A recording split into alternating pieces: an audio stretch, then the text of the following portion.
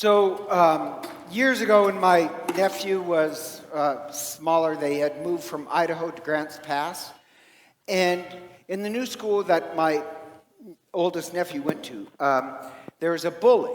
And a bully, I think his name was Scotty, so he was picking on my nephew. Now, it didn't last very long because, if you know this, there's 3 things you need if you're a boy to become popular.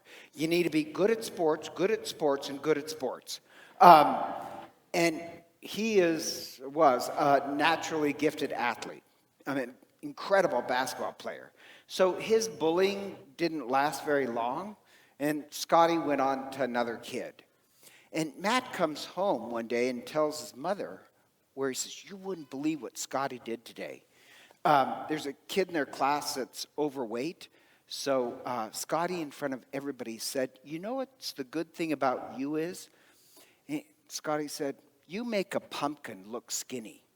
And Matt said, everybody laughed at him.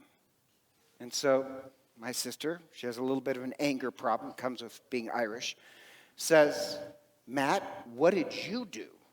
And Matt says, I didn't laugh. I didn't do anything. And my sister said, "Matt, that's not good enough. That kid was humiliated. You didn't like it when Scotty was picking on you. Why didn't you go over and put your arm around the kid and say, 'Hey, you can hang out with me,' or, just anything?"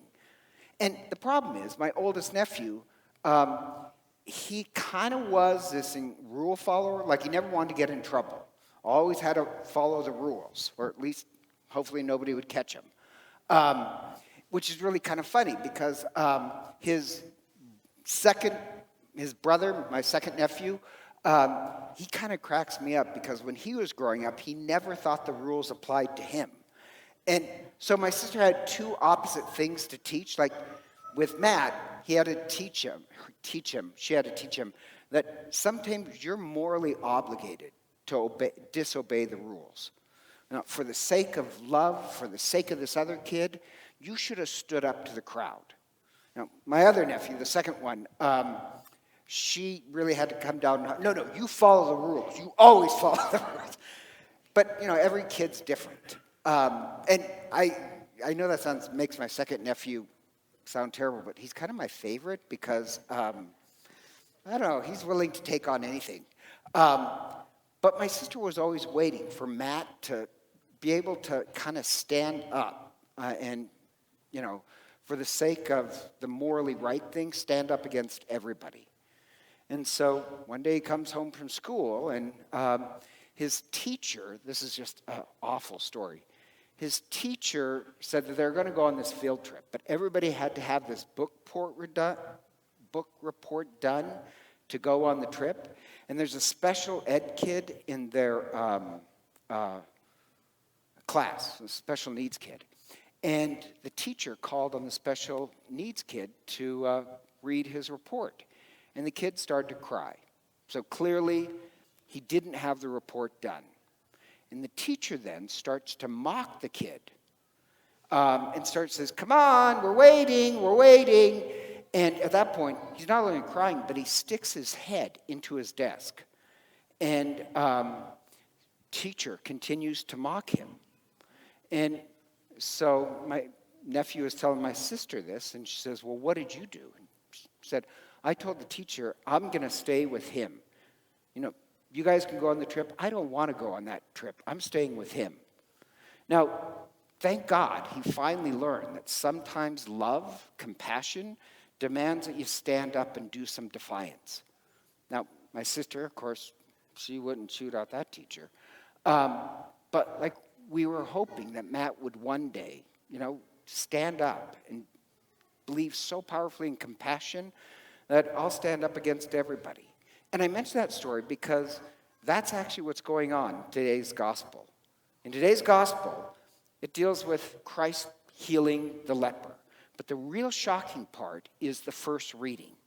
The first reading is from the book of Leviticus, and it says, "This is how you treat lepers." And it's awful. Now, you could say, well, why do they have those rules? Is that leprosy any communicable disease? You had to separate yourself from the community for 7 days. But over time, they made it terrible for other people. So the rules for leprosy, actually what it became was, if you're a leper, nobody is allowed to talk to you. Nobody is allowed to touch you. You have to scavenge your food. Because nobody can talk to you or touch you, you have to ring a bell and cry out, unclean, unclean, so everybody knows to turn their back against you. So those are the rules. Are harsh. It's treating you like you're dead. And so, by the way, also the rule is this. If you speak to a leper, then we'll excommunicate you. If you touch a leper, we're turning our backs on you.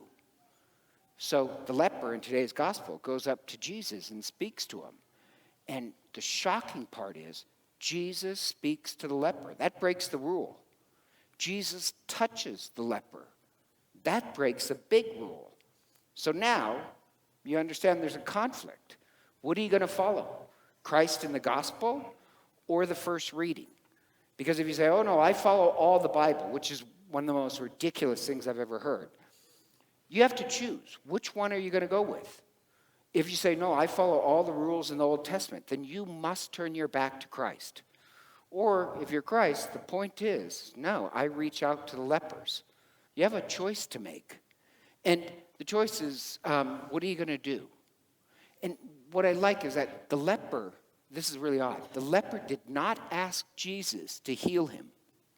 What he asked is, he said, make me clean. Jesus said, what do you want? He said, to be made clean. What he wants is to be back in the community. He's tired of the loneliness and isolation. It's not about healing. This is not the point of the gospel. The point of the gospel is about welcoming somebody back into the community, ending their loneliness and isolation. That's what we're being commanded to do. And so the shocking part is Jesus breaks the rules of the Bible. And it's this defiant compassion. And I say that because in the gospel, when you read it, it says Jesus groaned in anger. When he touches them and heals them, Jesus groans in anger. Why did Jesus groan in anger when he healed the guy? He's not mad at the leper. What he's mad at is religion or communities that think that they have the right to excommunicate somebody and make their life a lonely living hell, to treat other people as if they're dead. That's what Jesus is angry with. So, it's not just about love. This is not just about, be compassionate and sweet. It's an angry compassion. It's a defiant love that I will not let anybody alone. It's like my nephew who says, you go on your field trip, I'm staying with this guy. It's got to be defiant, and I like that. And what it's saying is, we don't have the right to turn anybody into a leper. We don't have the right to make anybody's life a lonely experience. We're the ones who reaches out and touch. And the thing about it is, remember, if you touched a leper, then in the book of Leviticus, you're unfit for worship. You can't join us. The way of Christ is the opposite. If you refuse to reach out and touch the person who's isolated, then you're unfit for worship. If you can't reach out in compassion, then you shouldn't be following Christ. It's a shocking thing. And the real shocking thing is this, the end of the Gospel of Mark. The end of the Gospel of Mark says, at the end, it says about the church, that we're the ones who lay hands on the sick, which that's touching the unclean. So why it says that is for this reason. We're the community, like Christ, that doesn't isolate anybody. We're the community that reaches out to those people who are in pain and suffering, and we don't make any excuses. That's what it's saying. I hope all parents here teach their kids, no, at one point you're going to have to stand up to the rest of the class and be compassionate to the person who's getting bullied.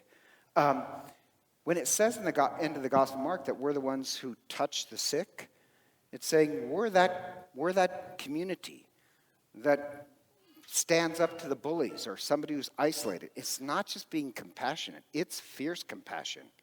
And what I love is that Jesus in the Gospel of Mark is teaching this is what the kingdom of God looks like. people who refuse to let other people live in loneliness and despair. That's what the kingdom of God looks like. And in the Gospel of Mark, think about this. We've been studying the Gospel of Mark for 6 weeks.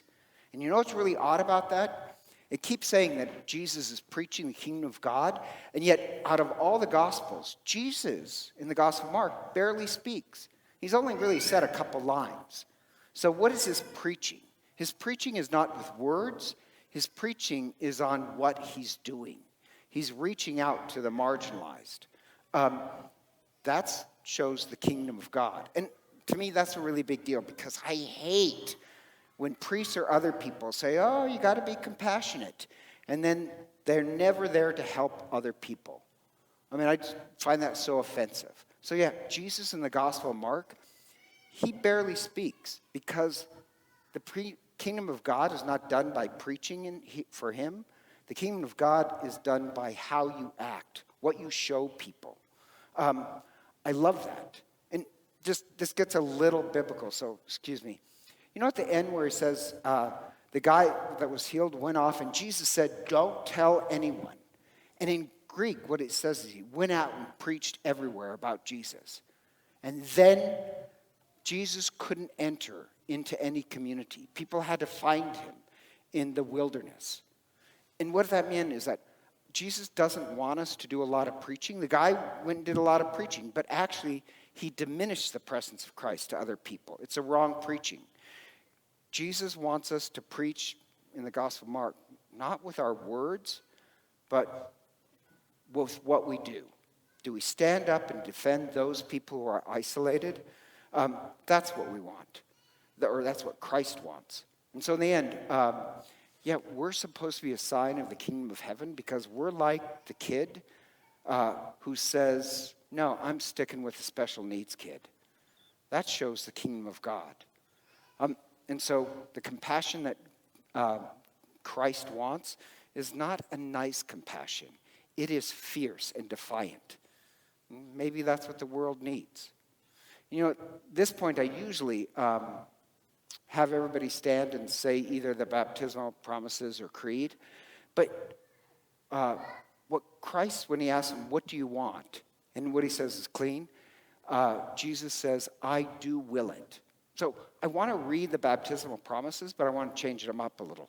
Instead of saying I do, why not, just so you can remember this gospel, say I do will it. We'll be the community that reaches out and touches others, except during COVID. So, sorry, that suddenly I realized, well, that's an odd one. So please stand.